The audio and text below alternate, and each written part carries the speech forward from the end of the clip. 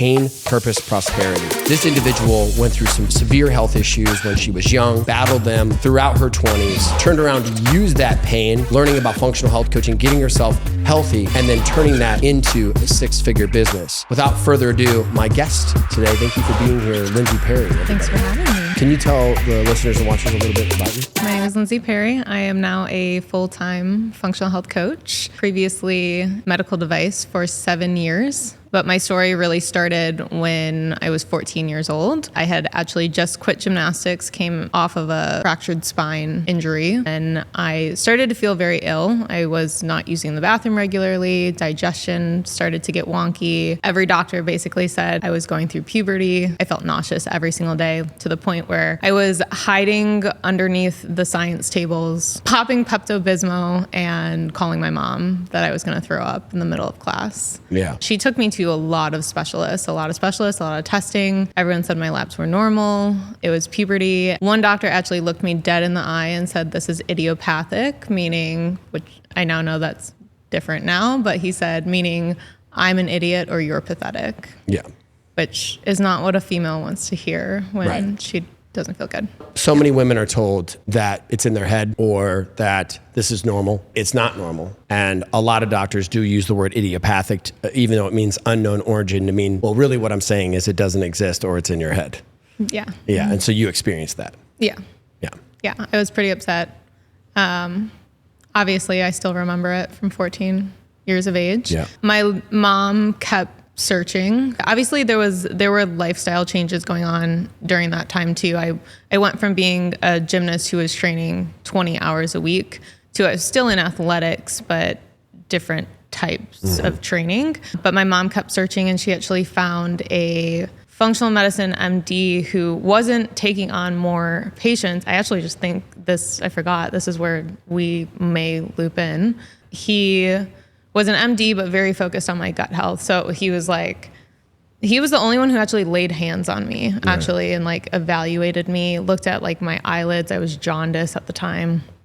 And I got put on a ton of Metagenics supplements. Yeah. And you may have been the sales rep. I was the rep at that time, the during consultant. that time in the Chicago area. Yeah, I was his rep at the time, helping build protocols. So yeah. So that, when I was 14, that's wild, right? Yeah. And then my mom really went down the food route as well. And so I was seeing an endocrinologist, and she begged this woman to do this testing on me. Yep. At the time, it was the ALCAT test, which is now the MRT, which we use both of our practices. And at the time, it was $7,000. So that was a big sacrifice for my parents to make. But truthfully, that's what got me well. Let's talk about that real quick. Gymnasts and any sports, particularly with females, there are 3 forms of stress that if we get overstressed, meaning there's too prolonged of a stress or too intense of one stress, our bodies don't go through a positive adaptation, they maladapt. And the immune system gets kicked in, and it's a condition called cell danger response. And so what can happen is top athletes like Lindsay, who are putting their bodies on the line every single day, through injury, can get so overstimulated their nervous system that they get stuck in what's called phase 1 immune activation, the initiation phase. And so people will sometimes wonder, how could physical trauma lead to functional issues? It absolutely can. Same thing as how could emotional trauma lead to functional issues, right? It's pretty obvious when people think chemical trauma, when they're eating foods that have bad chemicals in them, when they're thinking about drinking and smoking. But the same conditions can occur from a head injury, from a back injury, or from a severe childhood emotional trauma. And it can all end up activating the immune system, which is why you go to the gut, which is why most practitioners will say disease it begins and ends in the gut, because that's where 80% of the immune system is housed, working with the nervous system. And so that's what happened in your case. And that's why something like the ALCAT that looked at food was one of the saving graces earlier on. But you had to go through 1 million doctors to get to that. I had to go through 1 million doctors to get to it. And then also the ALCAT, and the LEAP protocol, right? Yeah. No one was guiding me through that. The endocrinologist really, I wish I had myself as my 14-year-old coach, right? No one was guiding me through it. And so I got really, really restrictive in my eating, and I didn't properly add foods back in. Yeah. So there was, on top of that, a food fear. Yes. Coming out of essentially high school and going into college, which, is a perk of working with a practitioner that actually knows what they're doing with these functional tests. Yeah, but you're exactly right. So people will trade feeling ill, but then getting trapped into like an orthorexic food fear state. I absolutely did. It was very, very disordered eating. Right, Yeah. which is a common response for somebody who's going through a trauma, which is why I have fought so hard that everyone needs to use a coach in their practice. I agree. Because you need someone who's gonna mentally coach you, but also physically walk you through what you need to be doing so that the accuracy is better, the outcomes are better, but you also have the right perspective about what's happening. Right. And a lot of times when we're in fear and nobody is actually working with us on a nervous system level or an emotional level, we're gonna interpret the narrative about what this is in the wrong way. And so what happened is that you developed the focus on your symptoms, and the narrative was food is dangerous. Which is what's happening on social media right now, with everybody trying to scare you into being afraid of eggs and oatmeal. And every day it's something else for you to be afraid of, because then they can influence your buying power. But by doing so, they are creating radical fear across the United States and making people feel that food is unsafe. And I think the net effect of that is dangerous and unfortunate. Right? Yeah. And so that happened to you, right? That happened to me. And then, I was going to college, and you have dorm food. So there was dorm food. I remember. There's dorm food. I was a college athlete. I wasn't eating properly to be a college athlete. I wasn't recovering well, to the point where my back was really my back injury really was acting up, which, mind you, my other doctor told me after gymnastics, like going into pole vaulting wasn't the best idea, but I decided I was going to be a Division I athlete some way, shape, or form. So we did that. But there was a combination of food fear, not recovering. They were putting me on benzos.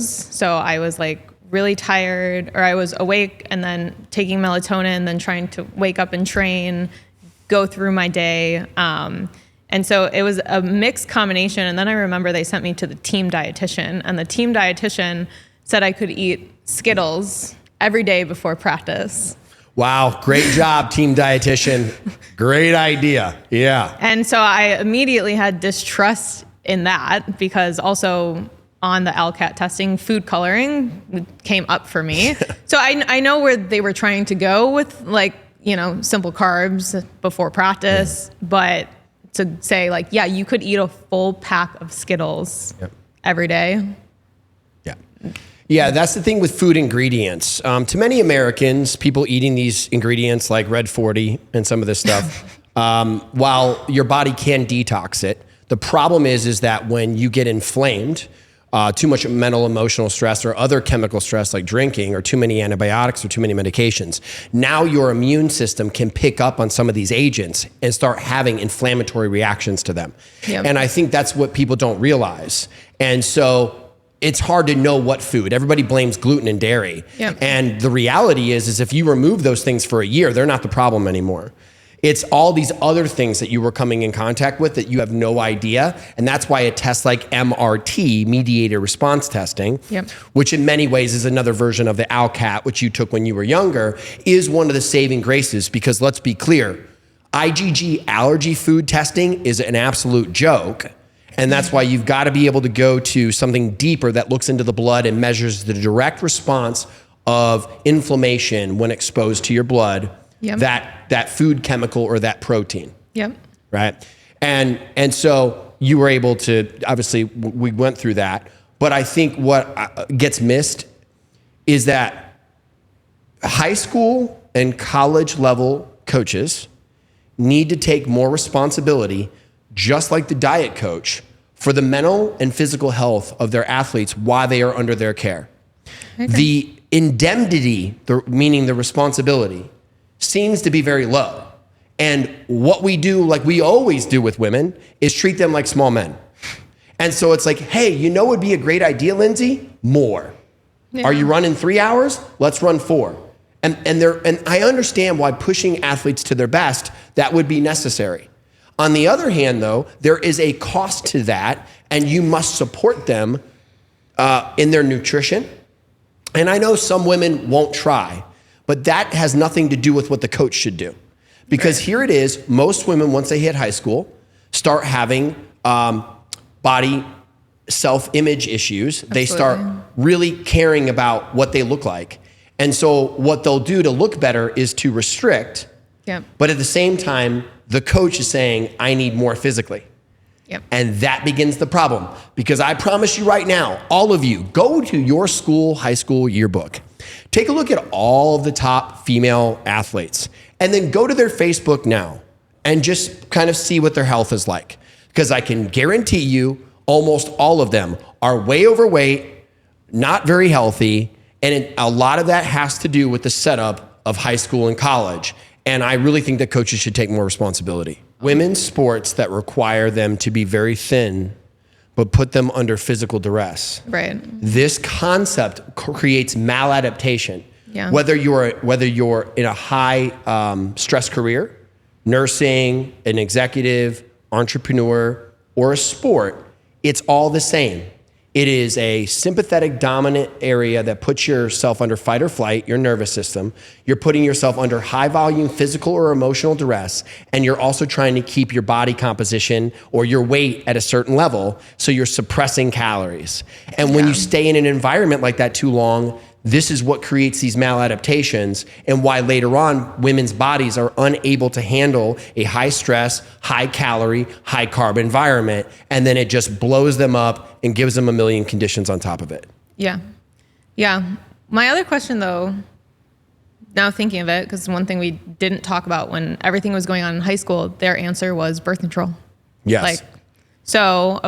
Like a lot of females, I had to try every single birth control to get the right one because I had symptoms from each one. But with all this being said, was it better that I was on birth control at that time? This is a really interesting conversation that continues to be had. And I would say that for women that were not going to eat correctly and that were going to put themselves under that kind of duress, one of the biggest issues that we find and what's kind of kicking off women's problems earlier is that they're turning on menopausal genes in high school because of the repetitive starving. The hormones get so low that what ends up happening is it simulates menopause. And so now you start having some of those genes turn on that shouldn't be turning on until you're like 45 earlier. And then you start expressing those problems. And so you are right. In certain cases, having like a first generation or a second generation birth control that has ethinyl estradiol in it, for some women is actually cardioprotective, even though we don't like some of the other side effects of birth control. But most of these girls were taking really low estrogen birth controls and making it worse. They were depot shots. They were taking low estrogen because at first it made them look better. Yeah. But then later it causes massive problem. Yeah, which we just got to that problem at the age of 30. So right, and let's talk about that with because a lot of women don't go through those issues. They don't show up until they're 30 years old because it's slowly been happening to them. Yeah, they just don't know it. Well, I started having issues again in college. I absolutely now knowing my detox genes that alcohol was part of that. Right, I don't drink anymore for that reason, but. I started CrossFit after I came out of collegiate athletics. One, the like drive that I needed to fill, that was fine, but it also initially helped with my body composition, probably because it was stimulating autophagy to a level. But then I started getting more inflamed, birth control stopped working, pulled one out, put another one in, to the point where I got to the generic form of Yaz for now going on 5 years. But of course I always use that as a crutch of like, well, if I have this in, I've been okay. If I rip it out, what's going to happen? So you were my mentor still at this time when I was going through it with Dane, and Dane tried to pull it out, and I totally freaked out even over like skipping a pill. And I was like, I'm going to blow up. I literally thought I was going to be my 14-year-old self again. Like feeling nauseous, feeling puffy, everything else. So we've successfully pulled it. We've been alive for 6 weeks so far. Congratulations. And you look phenomenal. Thanks. You know, and so I do want to speak to women about this, is that hormonal birth control is still relatively one of the biggest scientific studies ever done in humankind, because over 95% at this point of women of childbearing age have at least been on hormonal birth control for at least 1 year or more. And yet we've really only had hormonal birth control for the last 60 years. And most of them are using generation 3 and 4 birth controls that really aren't studied over time. Like, we actually have no idea what the long-term ramifications of modifying women's hormones from the age of 13 years old, right, is going to do to a population over many generations, especially with these newer birth controls. And so while on one hand, I'm all about women's reproductive rights and protecting yourself in the way that you see fit, I believe in the freedom to do so. At the same time, there is a massive cost that womankind is paying for this that they're not fully recognizing. And you went through it, and then women are afraid to get off of them because what's going to happen to me? Well, and you're not taught anything. So like, I even had the conversation with drospirenone because I felt like, don't get me wrong, I like my body composition right now, but putting on muscle at one point was becoming very, very difficult. And then I'm like, okay, I'm really backing up my androgens. And I went to my gynecologist and I said, you know, I'm having a hard time. And androgen, by the way, is a male hormone, or typically considered a male hormone, but there's two forms of it. It's androsterone, which is how women really build muscle. And that's the one that actually gives you more the cystic acne. And then there's testosterone. Testosterone is metabolized from androsterone. Testosterone is one that more holds muscle, that also gives you energy and holds sexual vitality along with androsterone. So you got these two androgen hormones, and depending on what birth control that you're on, it will metabolize into either more androgens or more estrogens, so that it can either give you more cystic acne or it can make you gain more weight and be more emotional. Right, but what one gives you better hair, skin, nail. The other one gives you better body composition. That's why all birth controls are steroids, and they are better at doing different things. And that's exactly why you should know what birth control you're taking and how it works. Which is exactly why we're releasing the birth control manual, which will come out at our university and be available to everybody. You guys can check it out at metabolicmentor.com. Shameless plug. Had to do it, but go ahead. Well, no, I had this conversation with my gynecologist, and he was just like, oh yeah, it'll do that. It could make you lose some muscle. Like, we can put you on a different birth control pill. And I was just like, wait, what? Yes. So there you go. So hence, most women today are on generation 3 or 4 hormonal birth controls that are anti-androgen because it makes your skin better. Until it doesn't. Yes, it's supposed to make your skin better and hair better. And so women are so worried about acne that they don't realize what they're doing is that when they take these birth controls, like the progestin, drospirenone, or some of the anti-androgen ones that are for acne, like orthotricycline and some of these other birth controls, the problem is they don't realize is that when you don't eat enough, you're not eating enough protein, you're not working out, you will start flaking muscle. And we see it in these histories as these women are on generation 3 and 4 birth controls. And they wonder why at 30 years old, they're 40% fat and very little muscle. And now they have no metabolic rate to burn the fat. And we can chart the history of how birth control, the way that they dieted, their lifestyles have led to this moment slowly over time and now put them in this position. All right. So just kind of close out the story for us a little bit in terms of like your health journey. Of the health journey. I mean, the health journey is still going. Of course. Always still going. But my plan was, I studied biomedical science, and my plan was to go to med school. Did the ALCAT, applied, did the whole things.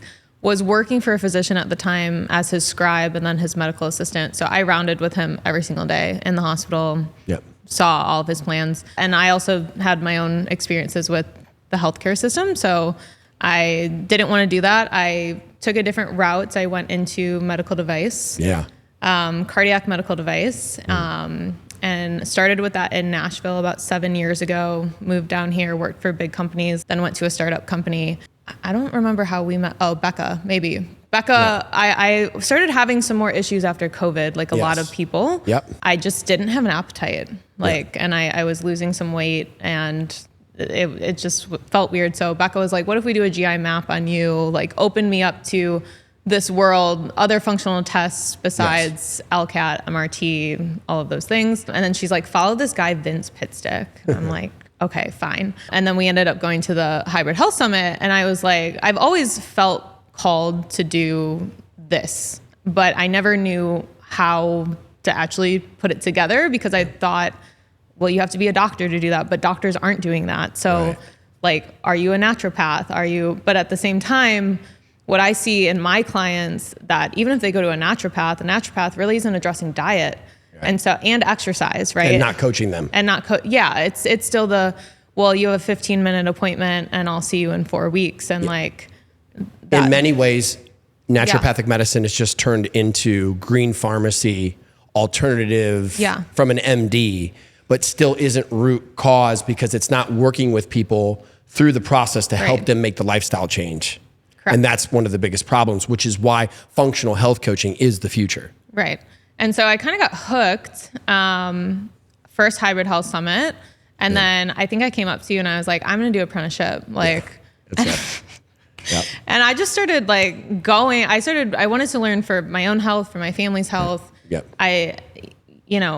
Knowing. And then I started to be able to help so many issues and it started to become a business. And I was still working full time in medical device and I was on 4 planes a week, but I was running my business and I was like, oh, wow. At that point I was like, you could do this. You can actually do what you like doing, not what you were told to do. So anybody can really learn online while they're doing their job, while working as an online health coach and learning at the same time, right? Like at the university. Yes. And that's what you were able to do, even though traveling all over the place and still being able to do that. Yes. And then the great news that we have today is you finally have jumped out of the medical sales career, right? Correct. Yes. Right? I'm out. You're out. And full-time health coaching, which they said wasn't a job, and that wasn't a job is now getting you well over 6 figures. Yes. So congratulations to you. That is awesome. Let me ask some direct questions real quick. What has it meant to learn all the things in functional nutrition, functional medicine? What has that meant to you for your career and your life? So much. I mean, I think everywhere you turn, right? Like I could go out and talk about stomach issues and like you can immediately add value to someone's life, right? Oh, you're struggling with this. Try this. It might be a food. It might be you can have a conversation literally with anyone because unfortunately we say it all the time. It's not if you're toxic or not, it's how toxic are you? Right. And so everyone's dealing with something of the sorts. Like even my husband who never gets sick or has any issues, when he does have an issue, he's like, please tell me what to do. Yeah. Right. And even for, my mom was on birth control for several years. Doctors put her on that. And so being another voice in her journey, she's dealing with multiple autoimmune conditions and understanding it from the diet side of things too. If you would have asked me I don't know how many years ago it was, 3 years ago, about putting people in keto and carnivore and fasting and all this other, I've been like, no, you're insane. I'm not putting someone in keto. And now I'm like, oh, I understand this, and this, and this is like the diet that would benefit this person the most. Sounds like what you're saying is that when you learn to master all diets, you become so useful to everyone around you and the world. Yeah. That's awesome. What would you say to someone who's considering I don't know how to, I'm afraid to jump out of my job, but I'm drawn to doing something more like you were. I feel called to helping people, but I'm afraid. What would you say to them? Messy action. Yeah. Just take messy action. Whether you won't know from the get-go, and again, it took me 2 years to really jump out. And I will say I prayed about it a lot. Yeah. And there was several factors that even happened of my husband taking a new role where I couldn't be traveling as much in the role that I wanted to be in. And at that point I could hear God saying to me, like, you're just getting greedy at this point. Like, just like, jump in. Go in. So that's awesome. Yeah. I love that you brought God into this, because like for me, this is a mission that I do call on Christians that feel called to help people, because I really believe that the devil is separating us by taking us from our health. And it's going to happen to 7 out of 10 of us by 2030. And more great people like yourself who feel called need to like get into the fight. And I'm so glad that you did, because you're helping so many people now, making a great living, helping others, and out of a job that was making you sick and into something that can help you thrive. Yeah. Lindsay, thank you so much for your time. I appreciate you. Thanks for having me. Awesome.